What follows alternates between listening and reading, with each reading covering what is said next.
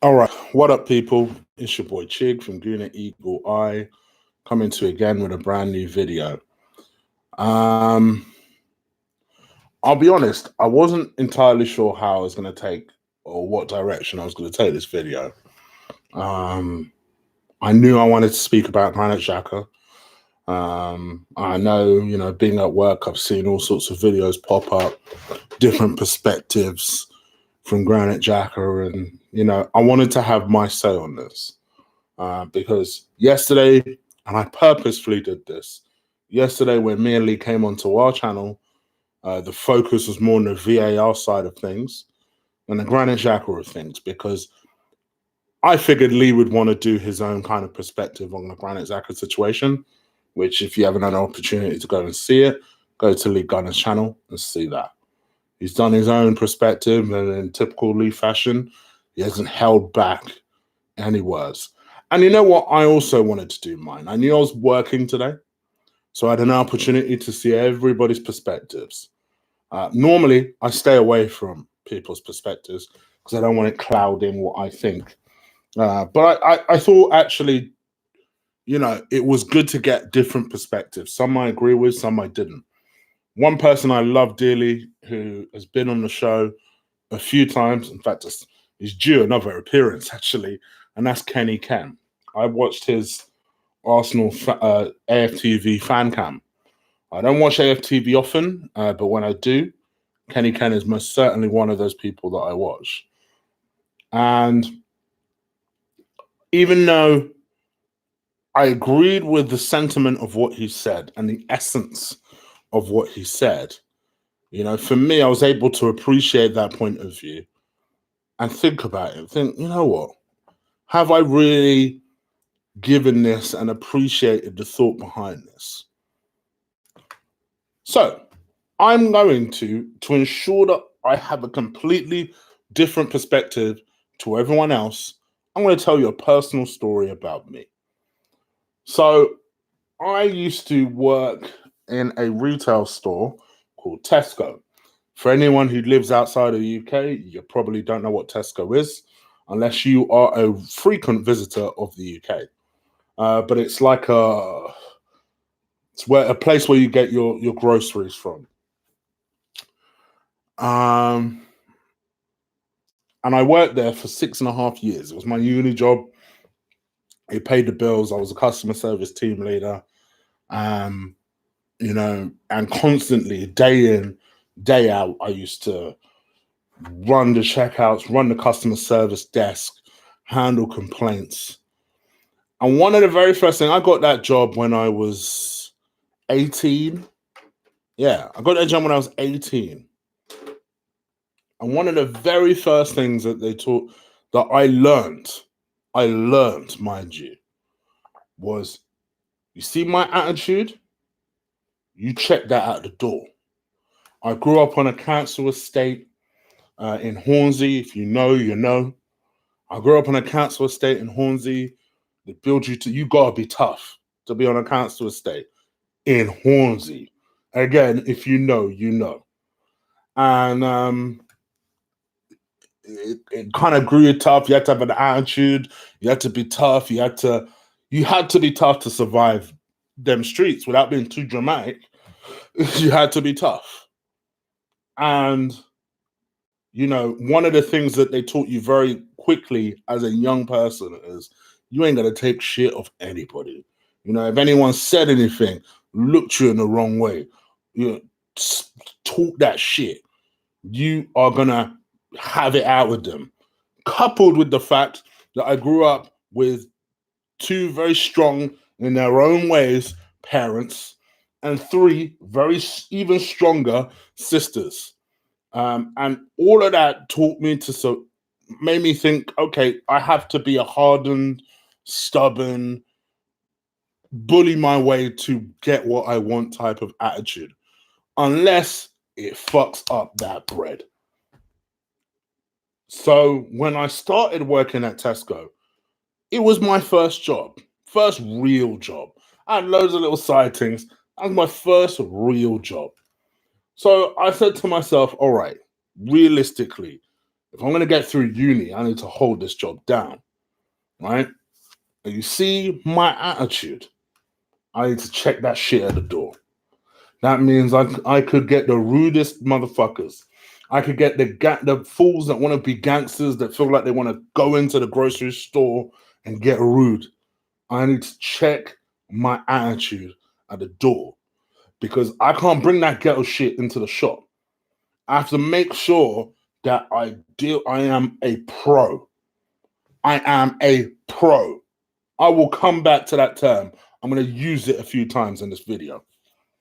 So I used to deal with people who, used to come in and used to get everything from the ghetto hoodlums that used to think they were bad man to the little to yuppies to people who were middle class, upper class, used to swan in, used to treat you like shit, slam their throw their coins at you and stuff. Yes, that actually happened. Stuff that in any other environment, you're putting hands on them, you're doing something, right? In any other environment. But in that particular situation, you had to just be calm. You had to let it pass. I'm not talking about no cheesy, the customer's always right type attitude. I'm just talking about the things you react to. You take a deep breath, you go out if you need to. You need to step out of the store. Whatever you need to do that stops you from whooping the ass of whatever dickhead did that to you.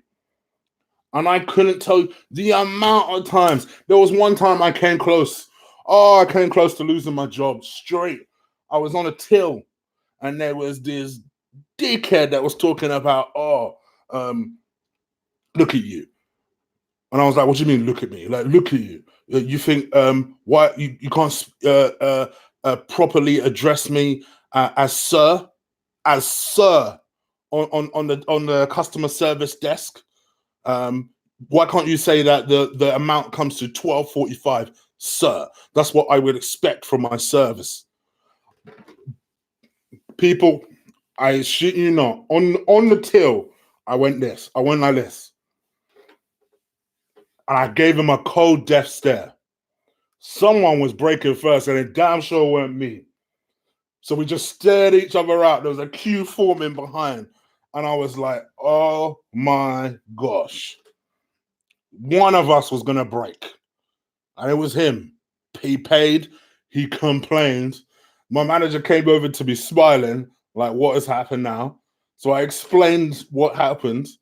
And they just went, all right, she went, all right, I could see he's a dickhead, so don't worry about it. And then that was that. I had to step out of the store for 5 minutes. I don't smoke or nothing. I just literally had to just step out the store for 5 minutes because that guy wanted it. And I was stood up, and considering there was a till either side of us, right? That till was stopping me from physically putting hands on him. Or I could have easily stepped around, right? But it's called restraint. You know what? No, it ain't. It's called being a pro. So, Chi, why did you tell that story? See, I told that story because I understand that generally, with the exception of the people watching, people are stupid. People will test you. It happens every single day on the internet.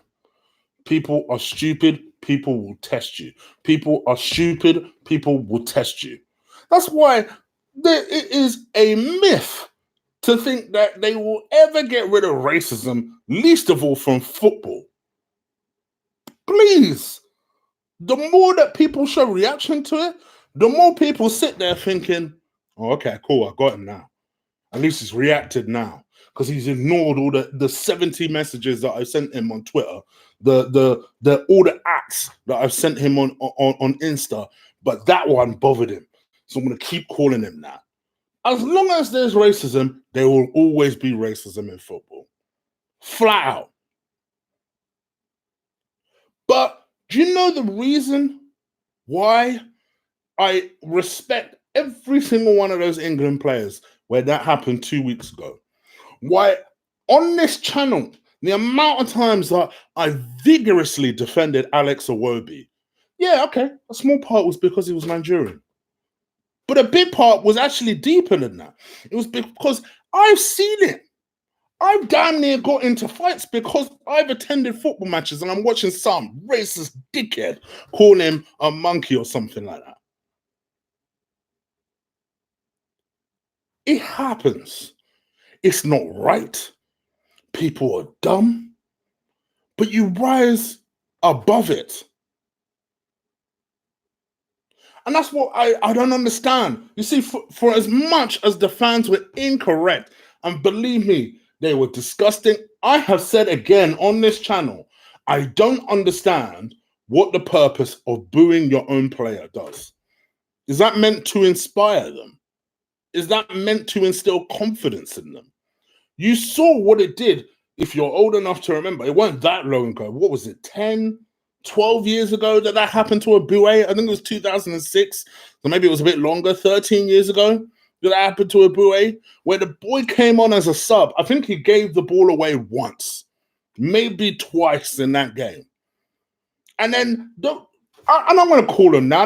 You know, if you were one of those people, cool, whatever. But I'm going to call them now. These dickheads just started booing him for no reason.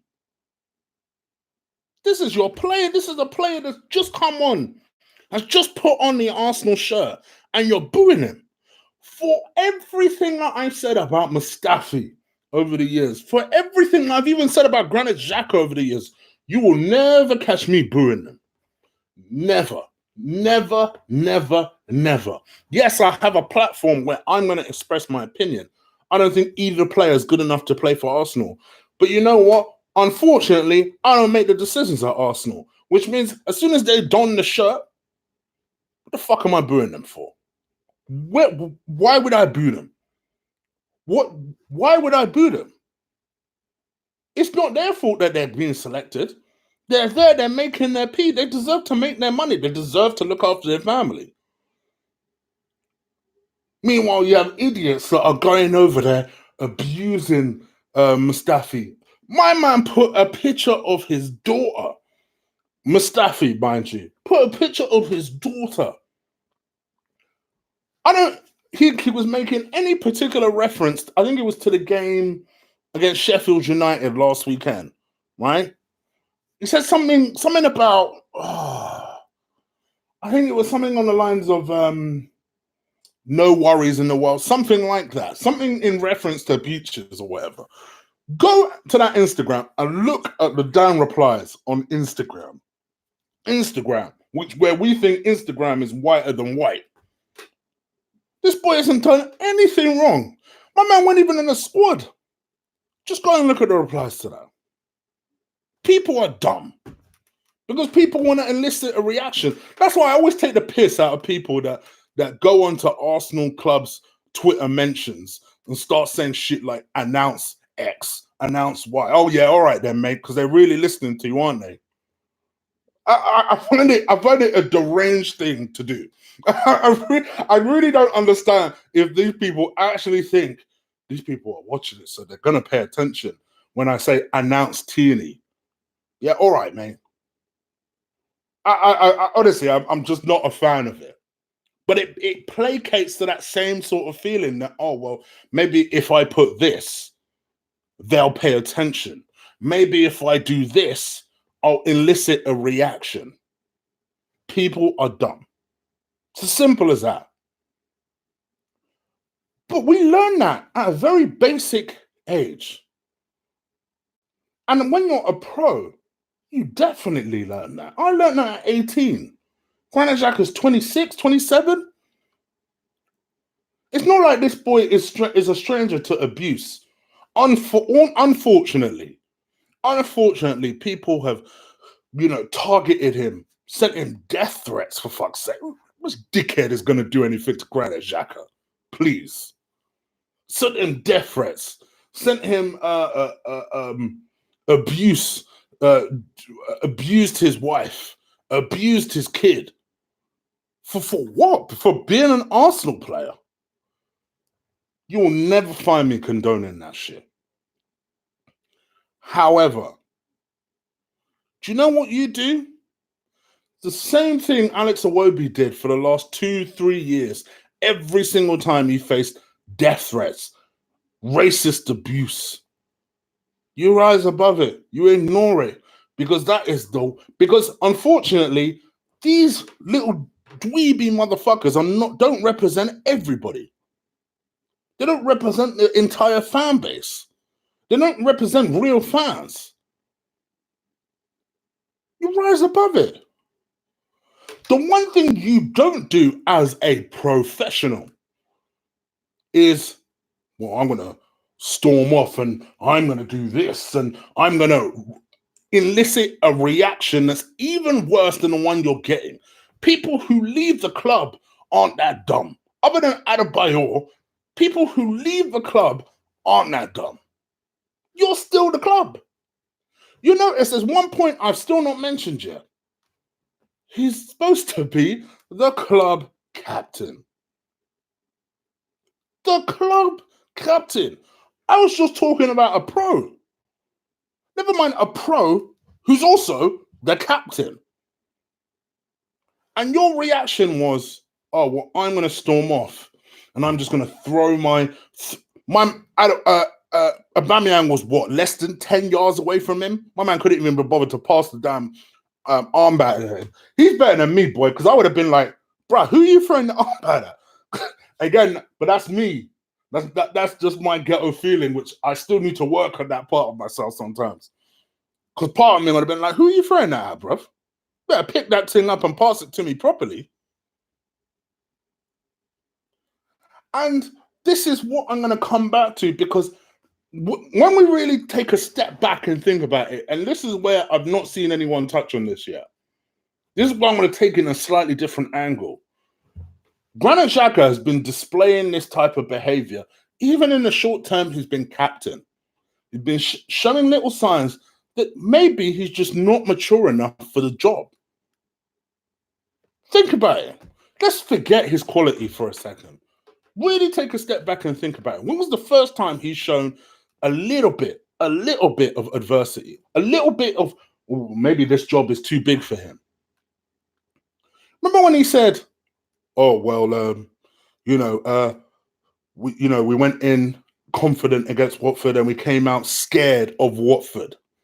That is coming from the club captain. It took Ainsley Maitland-Niles to come out with a statement he should have come out with 24 hours later. Scared? We don't want to hear that shit. Why are you...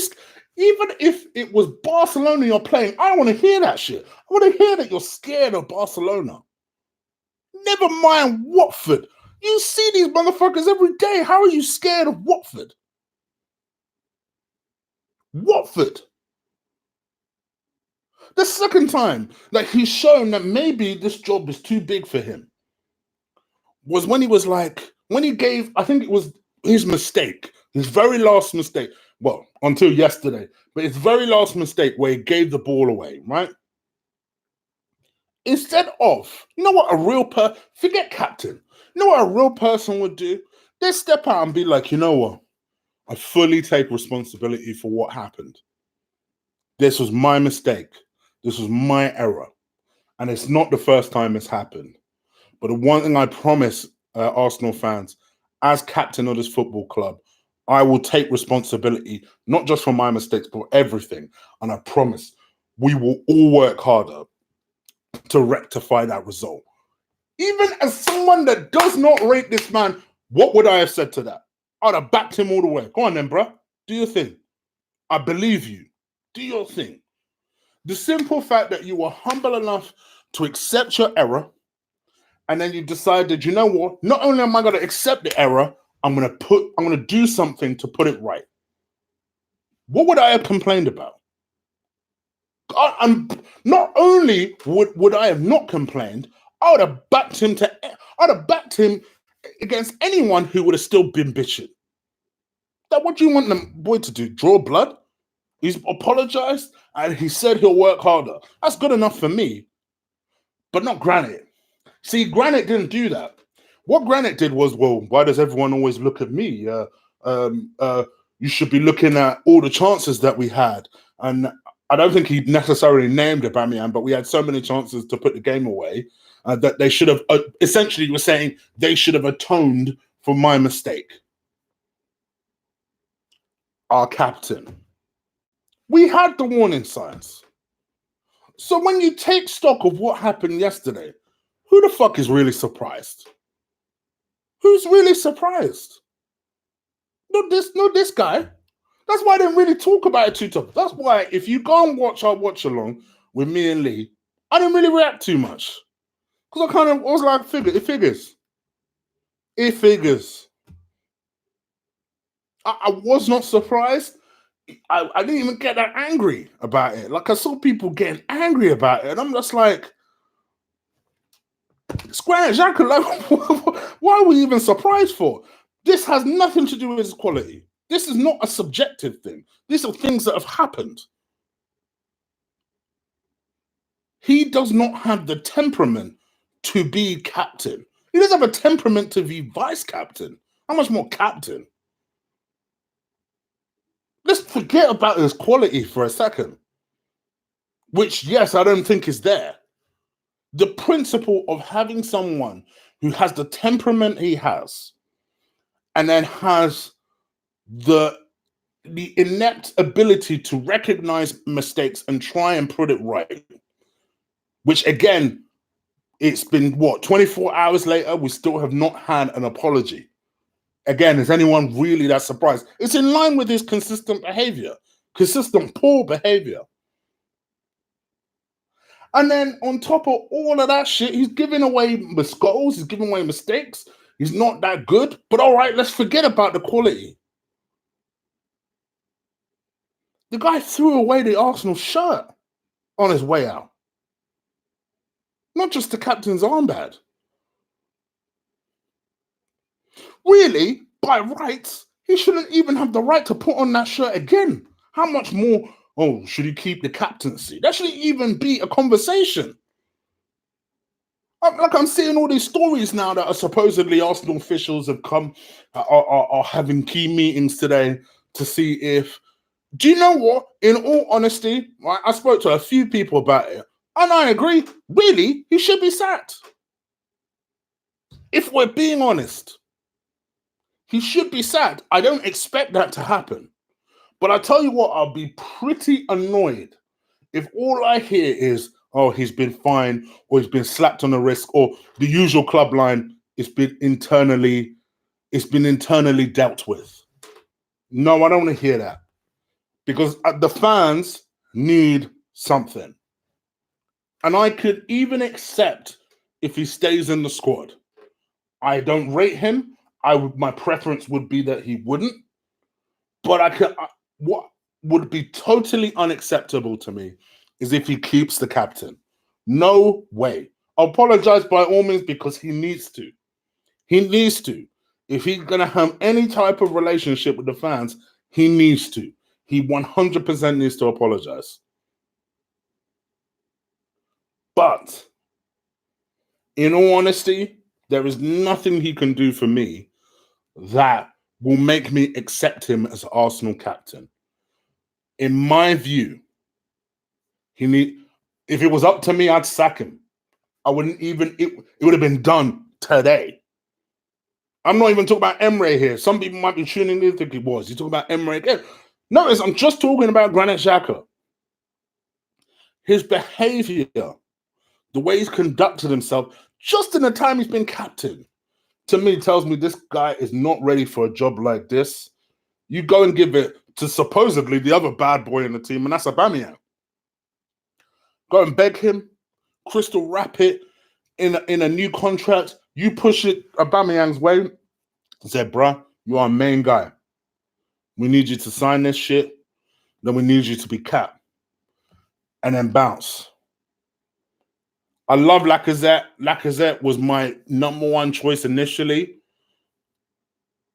But honestly, thinking about it, I'm warming to the idea of Uber as captain, Rob Holding as vice.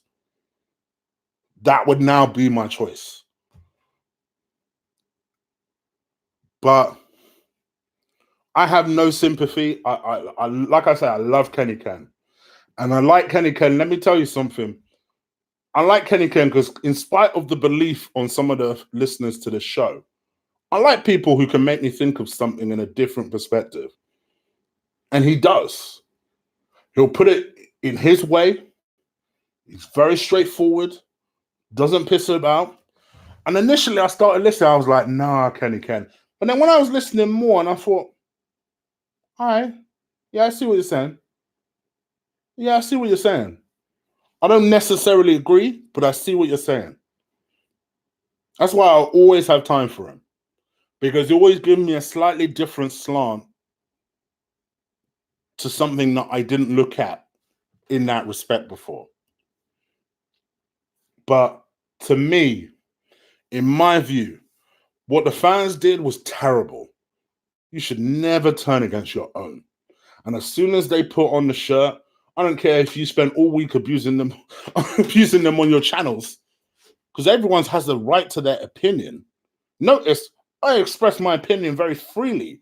I also don't tag Mesut Ozil or Granit Xhaka or any other player. I don't do that because I feel like, well, what's the point?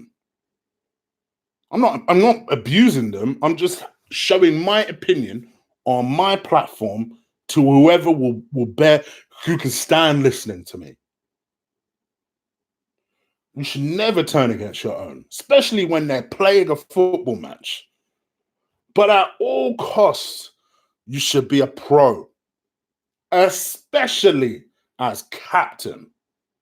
Just like I was at Tesco all those years ago. I was a pro. And I was a team leader. You set an example for people. The person Granit Xhaka came off for was 18-year-old Saka. What is that boy thinking right now?